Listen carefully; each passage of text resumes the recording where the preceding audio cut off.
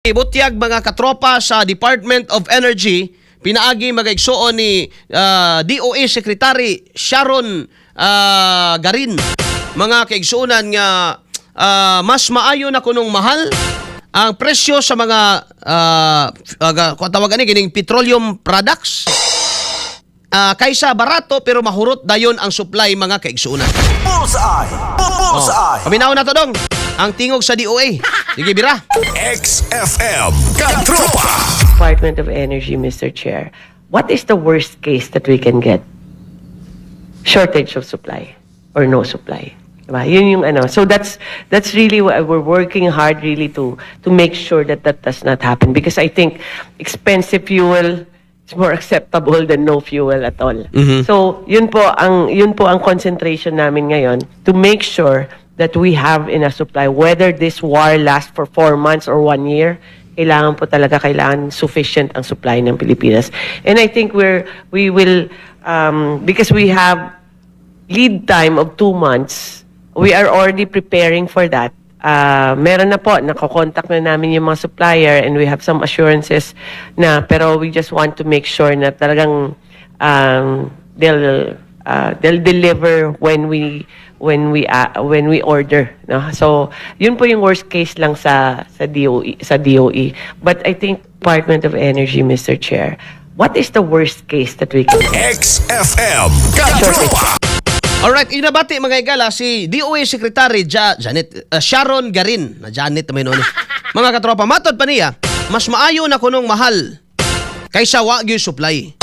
Kaya ang worst case scenario anime, mahutdan ta og supply. Nga naman, ang oil reserve sa Pilipinas, taman lang 60 kaadlaw eh. Mga katropa. 60 days lang after that, magsalimuang na ta. Gumikan kay naraway plano karon ang Iran, nga putlon gyud nila ang supply sa fuels tibuok kalibutan. Oo, ingon ang Amerika, ingon ang US, ingon si Donald Trump nga mas dako nga gira ang mahitabo kuno kung ilang putlon. Birahan pa gyud nilang maayo ang Iran. Nitubag sa dang Iran, ingon mga igala nga andami sa napulo ka tuig nga gira. Bullseye! Bullseye! So, ay sa mo pangutana og kano sa nimo human? Makaingon na tag na human na kung wa nay buto. Pero samtang wa pa na sila mga igala nagkasinabot kay ang bagong leader karon ra ba sa Iran, ang anak mga igala atong supreme leader nga namatay si Ayatollah Khamenei. Ang anak karon mga katropa, syempre manimalos. Og ang ilang mga generals mga igala, mga advisor kuan na pod no, nanganti na pod nga dili gyud sila mga igala sad mo surrender sa Amerika. So, di man na maabot sa ato at tingali na mga missile diha, pero ang epekto sa atong ekonomiya mga igala. O kaning atong Department of Energy, wala ni. No? Wala ni, igor ni mga igala tigpahibalo. Igor na sila mga igala mo ingon nga, mamahal na, mabrat. Wala na sila mahimo, mga kaigsunan. Paminawon na ko nato ng sunod mga katropa kababahayag do ni Secretary Sharon Garin sa DOE. Kalabot mga igala sa presyo sa gasolina. Ano diskutan po nato mga igala kay kining uban lagi karon. Nagpaturagas raman po mga igala sa pagpasaka sa presyo mga igala ni ining produktong petrolyo. Bullseye! Bullseye! Sige, usa ka video dong. Department of Energy does not regulate the price. We monitor it, they report to us and explain to us why the prices are because we have been stripped of that power. We are not regulating the price of petroleum products. Sir, I can give you the range because what we have talked to the oil companies is we stay within this range.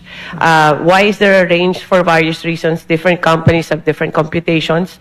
The area also, because they have the transportation cost, insurance cost.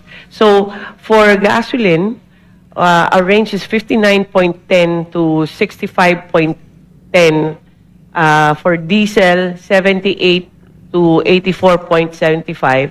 And then for kerosene, 118.67 to 125.17. We have advised them that we stay within the range and as scheduled yung mga staggering nila. So we're monitoring that, sir, that these companies will stay within their commitment, sir. Department of Energy does not regulate the price.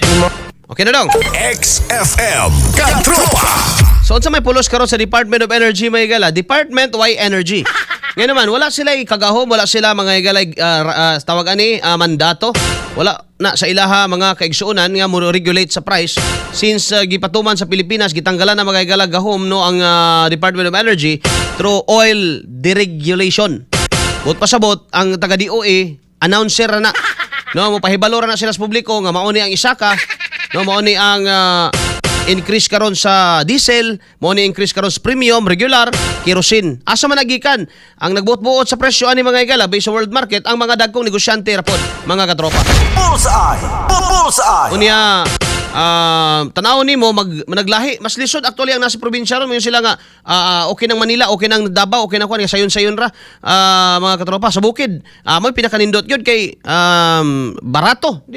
Dili man barato sa bukid mga higala. Sinuod lang.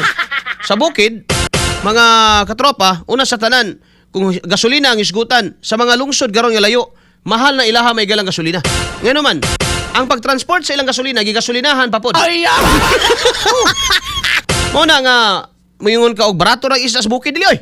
Mahal si isda sa bukid. Kay gisuroy na gud na. Gipiskar na gud na mga higala. Samantala mo palit ka sa mga bagsakan mas barato ra mga igsoon. Actually mas pitos ang naas kabukiran karon. Problema lang nakanindot lang kay kung kuan ka kining kugihan ka na kay mga tanom-tanom, wa man siya kay biyahe-biyahe. Maka kuan gyud ka makaubos-ubos gyud ka pero sa isgutan ng bugas kay pareha man ta. No, in fact mga higala, mas mahal pa dito sa mga lungsod kay naa sa mga 65 no ang kilos bugas. Samantala diri sa Tagum, na kay mapalit mga higala nga sa mga syudad, na kay mapalit nga 50. Ayaw na po ng 40 kay maot na kayo. Na kay mapalit mga higala nga 55. Pero sa uban gyud yung matinda labi na sa layo, doon na mga higala ay 65. Sa isgutan ng gasolina, kung diri sa Tagum nasa 80, ang uban ng mga lungsod bay 100 ilang krudo. Asa magamangita na. Ang sa Shell gani karon 78 ra man to kahapon. Pero murag budugang ni sila karon mga katropa. Ang diri sa syudad naara sa mga 78, 80. Adto ka mga higala sa ubang mga lungsod, 101 na. Ang kini mga higalang litro sa diesel. Bullseye! Bullseye! Di ba mas mas lisod mga higala ang kinabuhi dito. Nan karon matod pa mga higala sa kining matod pa aning sekretary sa DOE nga mas maayo na lang kunong mahal kay kung mahal magaigsoon no kung mahal dili mahurot ang ang supply kay mahal man ang presyo gamay ray mapalit gamay ray mamalit higala kay dako magaygastuhon. So mao na lang kuno ni ila mga higala pamaagi aron nga dili mahutdan og supply kay supply isgutan apiki gyud ta mga katropa. Bullseye! Bullseye! May raon tag amigo na to ang China kay pwede man ta makisabay sa China magpasabay ta. China, mo palit man mo oil dito kay makaagi man mo kay amigo man mo sa Iran, uban mi.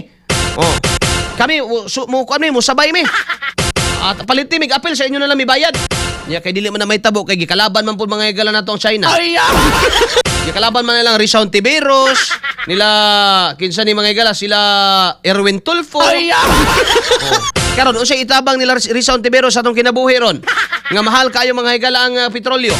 Mahal may higala ang palaliton kay mosunod man gyud na. Unsay natabang nila Erwin Tulfo ani ron? Nila Rizal Tiberos mga higala. Kay may man ka sila mga mga higala diha sa Senado. Bullseye! Bullseye!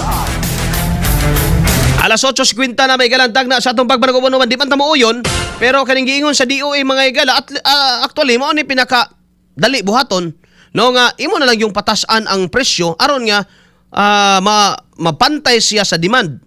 Kaya kung imo mga higalang paubsan ang presyo, daghan ang nanginahanglan, ang tendensya na hurot gyud ta mga katropa sa kuan na. Hurot gyud ta mga higalang kuan na kini bang supply mga kaigsuunan sa oil. No, ang supply mahurot. Asa pa man ta manguha? Malampaya, wala layo pa ka sinuod. Asa man may galag gikan? Dito sa Iran, Middle East. Dili na pud nakalusot kay gisarado may galang Hormuz. Sa China unta to, mga katropa. So, subo man pamalandongon pero mudawat na lang ta ingon sa DOE nga mas maayo na lang ng mahal, no? Kaysa wa na gyud mabilin mga kaigsuunan. Pero dili lang dapat diha nga na lang. No, kay daghang karon mga higala mga gasolinahan nagpasobra ra pod. No, dapat subayo ni kay kung wala na ipakabana ang presidente, kamo diha nga naa sa Department of Energy Mindanao office, kamoy suroy. No, kamoy adto sa mga mga gasolinahan tan-awan ninyo sakto ba na? Nanitan mga higala sa Kapalong, pilas Kapalong ro 100. Dito mga higala sa may Agusan area pilay dito ro 90.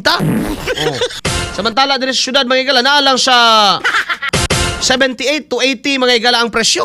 Bullseye! Bullseye! Pero ting dakuha dito. Alas 8:51 na may galantag na sa atong pagpanagubanuban. Magbike na lang lagi siguro ta. No? Kuya Cards, good morning sir. Arnel, diri sa Surigao, 83. Oh, 83 laha oh.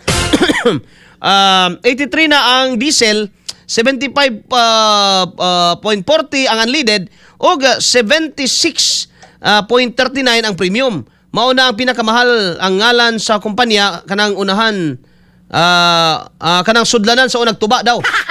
Caltic.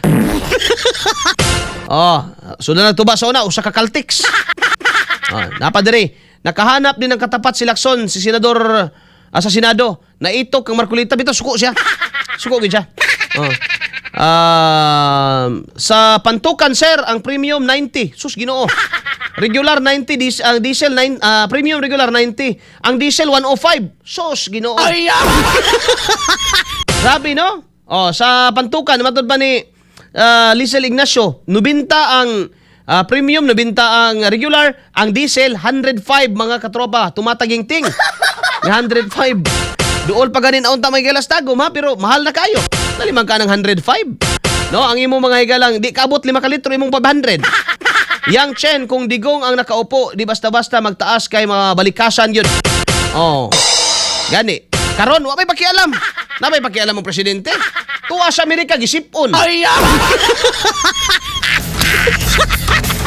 Diba? Tuwa sa Amerika mga higala, gipislango. Oh. Working visit ko no. Working visit, naadring trabaho sa Pilipinas, tuwa mo sa Amerika nag-work. Gobyerno mo nang trabahoon diri karon mga higala sa pag amo mga pag-atiman sa mga tao gumikan ining presyo kamahal. Dito na ninuon mo sa United Nations nagbalandra sa inyong kaugalingon. Dito ka nagpakita-kitag sipon. Kada kong bungot sa ito'y Bullseye! Bullseye! alas 8:54 na dong, kuanta? Pulso ta? Sige, kay extra ko kuha, di na ko kalahos og 9:30 dong, kay sakit na kaya akong likod.